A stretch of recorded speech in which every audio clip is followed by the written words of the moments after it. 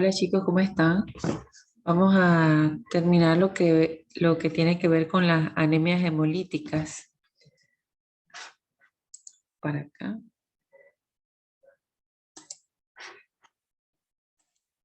Bien chicos, entonces las anemias hemolíticas, las adquiridas, están ligadas a una destrucción masiva de los eritrocitos.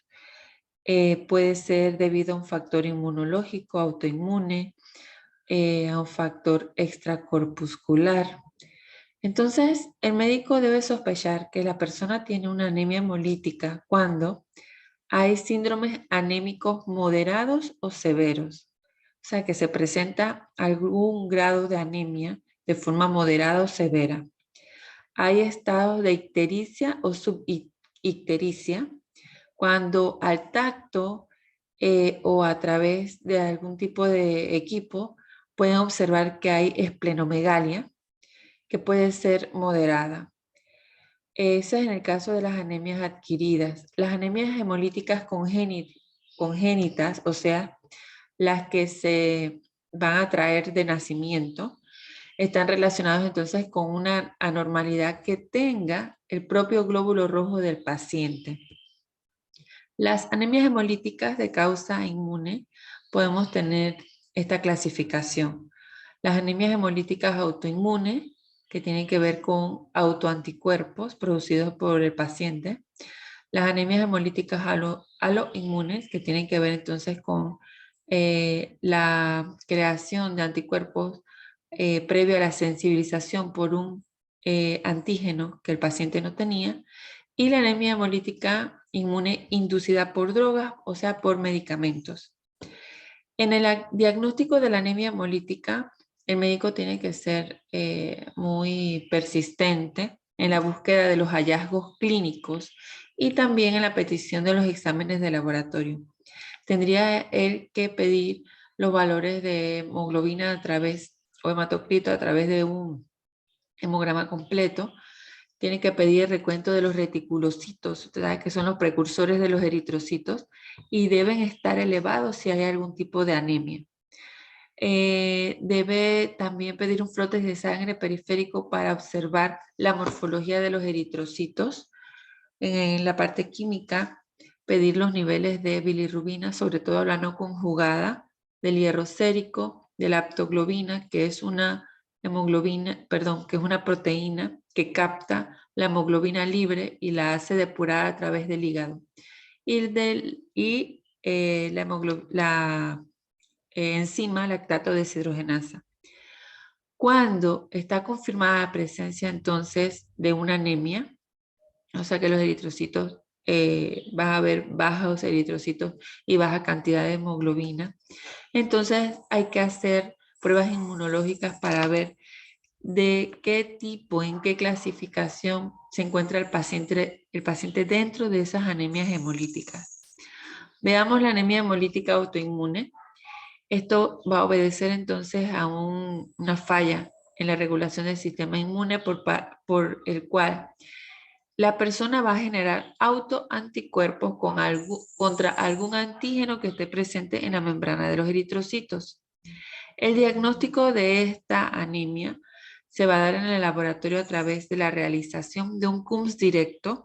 Si está positivo, entonces lo puede corroborar, y también en la parte clínica va a estar asociada a una anemia y una hemólisis masiva. Estas anemias hemolíticas autoinmunes se pueden dar por autoanticuerpos calientes. Ya ustedes saben que esos son de tipo IgG. La actividad hemolítica se va a dar a temperaturas altas o temperaturas corporales, como por ejemplo a 37 grados. Hay que hacerle un test de CUM directo poliespecífico, o sea que tiene especificidad tanto para anticuerpos como para CUM. Entonces, nos tiene que dar positivo para poder hacer el corroborar. También, si se desea, entonces, si sale positivo ese CUMS directo con reactivo poliespecífico, entonces nos vamos a los reactivos monoespecíficos para determinar si la anemia hemolítica es por en inmunoglobulina G o complementos. Se hace entonces, se vuelve a hacer el CUMS directo, pero con estos reactivos separadamente para ver entonces cuál es la fracción que está involucrada dentro de la anemia. Casi el 98% de estos casos de anemia hemolítica por autoanticuerpos calientes nos va a dar un CUMS directo positivo. Pero ustedes saben que siempre hay un rango en donde no puede dar. Alrededor del 2 a 4% de estos pacientes no dan un CUMS directo positivo. Eso es debido a que hay baja cantidad de autoanticuerpos calientes. Entonces, esa baja sensibilidad no la puede detectar la misma técnica en sí por la baja cantidad de moléculas. Entonces, debe tener más de 200 moléculas de inmunoglobulina por eritrocito para poder que sea detectada. Aún así, cuando el CUMS directo sale negativo, a pesar que lo más probable es que esté positivo, los eritrocitos sí pueden sí pueden ser lisados entonces en la persona in vivo. ¿Cuál sería el tratamiento? Casi todas las unidades que se le crucen a ese paciente van a dar incompatibles. Si la anemia es muy severa, entonces tendría que utilizarse sangre que sea menos incompatible para corregir entonces la anemia. Se hace no colocando la sangre completa, o sea, la cantidad de sangre que pida el médico, sino por alícuotas, por pequeñas dosis, se va entonces administrando la sangre. Existe también la anemia hemolítica autoinmune producida por anticuerpos fríos, ya ustedes saben que son anticuerpos de tipo IgM, que pueden actuar entonces a bajas temperaturas. Estos anticuerpos se les conoce como crioaglutininas. Se puede observar perfectamente en individuos sanos, pero también en muchas enfermedades, como algún tipo de trastornos virales, cuando hay cirrosis hepática, cuando hay síndromes linfoproliferativos crónicos. Entonces hay que demostrar que esos autoanticuerpos fríos están presentes. Sobre todo en pacientes que presentan alguna infección por Mycoplasma pneumoniae. Esto es una neumonía típica producida por este tipo de bacteria que nos resulta muy difícil cultivar en el laboratorio, o sea, no podemos. Y hay que poder evidenciar a través de reacciones serológicas. Y es muy común que cuando exista una infección por este microorganismo se presenten crioaglutininas. O cuando hay también infecciones virales por el virus de Epstein-Barr, se pueden presentar también. ¿Qué vamos a tener aquí? Vamos a tener dentro de la gama de pruebas que se le hagan al paciente, la BES va a estar muy elevada y cuando usted hace una aglutinación, cuando usted hace el frotis de sangre periférico, va a haber aglutinación espontánea de los eritrocitos porque está a baja temperaturas. Esa aglutinación, inclusive cuando usted está extrayendo la muestra de sangre, se pueden observar esos pequeños grumos, pero cuando usted coloca el tubo de sangre, lo incuba a 37 grados, esos grumos se desaparecen porque se elevó la temperatura. Así que esta es otra forma de poder saber que estamos tratando con un anticuerpo frío. Esta aglutinina es IgM. Ella se va a fijar, o sea, el anticuerpo IgM se va a fijar a los eritrocitos de los pacientes que presentan algún tipo de estas enfermedades infecciosas en los sitios más fríos del cuerpo humano, como la nariz, las manos y las orejas. Pueden causar fijación del complemento, pero también causan mucho dolor en estas zonas principalmente. La persona se podría tratar sin transfusión, sino tendría que el médico tratar la enfermedad base que produjo entonces la aparición de estos autoanticuerpos fríos. Mientras se realiza el tratamiento, al paciente debe mantenérsele caliente, una habitación cálida, arropadito, para que no exista entonces esta fijación de la inmunoglobulina en los glóbulos rojos del paciente. También hay una anemia hemolítica autoinmune de tipo mixta. Entonces vamos a tener aquí en este tipo de trastorno que ocurre en aproximadamente entre el 7 y el 8% de todas las anemias hemolíticas autoinmunes. Se presentan los dos tipos de anticuerpos, los IgG y los IgM, a bajas temperaturas y altas temperaturas. Aquí vamos a tener la hemoglobina en concentración extremadamente baja y es un trastorno agudo. No suelen necesitar transfusión, pero sí necesitan medicamentos como los corticoides. La anemia que se va a presentar es severa y la destrucción de los eritrocitos va a hacer que aparezca una hemólisis intravascular acentuada. Existe también una enfermedad que se le conoce como la hemoglobinuria paroxística fría, debido entonces a una hemolicina bifásica, o sea, un anticuerpo bifásico que la presencia puede darse tanto anticuerpos fríos como anticuerpos calientes y se le denomina hemolicina bifásica de Donald-Landsteiner. Es un síndrome que se presenta muy poco dentro de las anemias hemolíticas y va a haber eliminación de hemoglobina a través de la orina. Entonces, aparece a cualquier edad esta enfermedad, pero está más relacionada a niños cuando se asocian a infecciones virales que precisamente ocurren primordialmente en la infancia temprana, como las paperas, varicela, la mononucleosis, rubiola, gripe.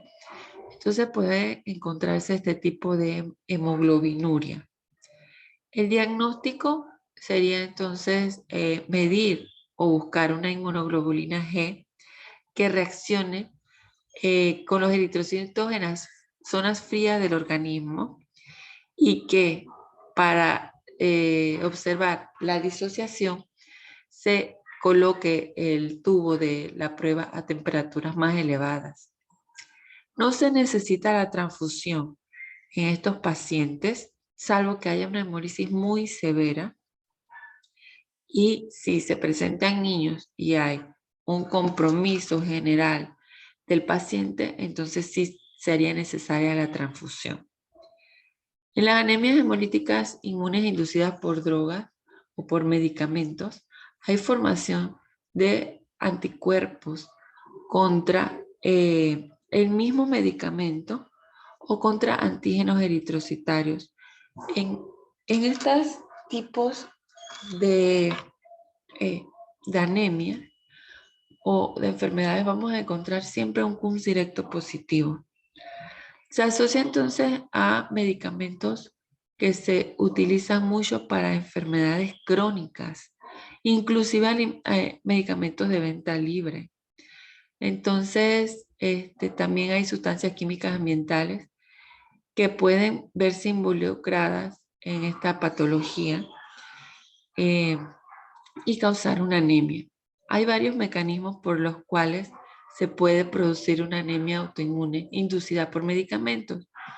Estos mecanismos serían el primero, si el medicamento se une firmemente a algún antígeno que esté en la membrana de los glóbulos rojos o que exista algún tipo de unión covalente entre el medicamento y los glóbulos rojos.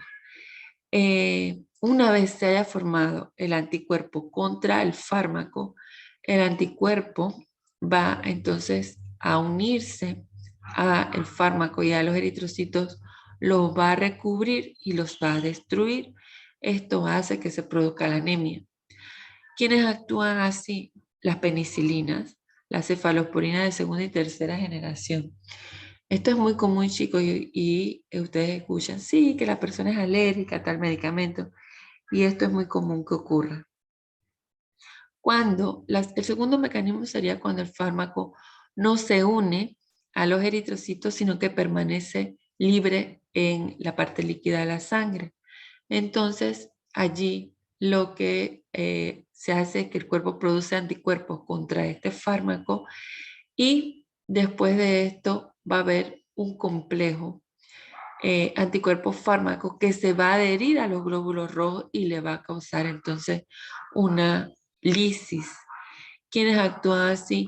La ceftriaxona, el ácido paraminosalicílico, las sulfonamidas, la rifapicina que se utiliza para tratamiento de la tuberculosis.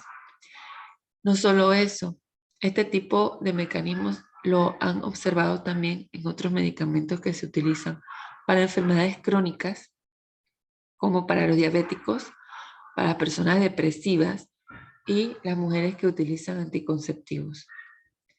El tercer ejemplo o mecanismo, perdón, para la causa de la anemia hemolítica por drogas es la formación de autoanticuerpos que no se pueden distinguir por pruebas dentro del banco de sangre de los producidos por autoanticuerpos calientes. Así funciona la metildopa, que es un hipertensivo que se utiliza para tratar la hipertensión. Entonces, el protocolo para el estudio de todas estas anemias, una vez el médico ha entablado la búsqueda de una anemia hemolítica, realizando todos los demás exámenes como la biometría, etcétera, y viendo las características o la sintomatología del paciente, se le debería realizar un estudio serológico a ese paciente, un CUMS directo poliespecífico, un CUMS directo a bajas temperaturas y altas temperaturas. Una vez que salga positivo, hacerlo con reactivos monoespecíficos. Ustedes pueden ver ahí los anti-IgG, IgM, IgA y los factores del complemento. Para cada uno de esas fracciones existe un reactivo. Si nos da positiva la prueba, habría que buscar entonces qué tipo de anticuerpo está causando la afección y también realizarle crioaglutininas porque no sabemos ante qué nos estamos enfrentando, si ante anticuerpos calientes o anticuerpos fríos. Entonces, hay que hacerle las crioaglutininas también al paciente. Bueno, chicos, esto sería entonces eh, lo que tiene que ver con las anemias hemolíticas.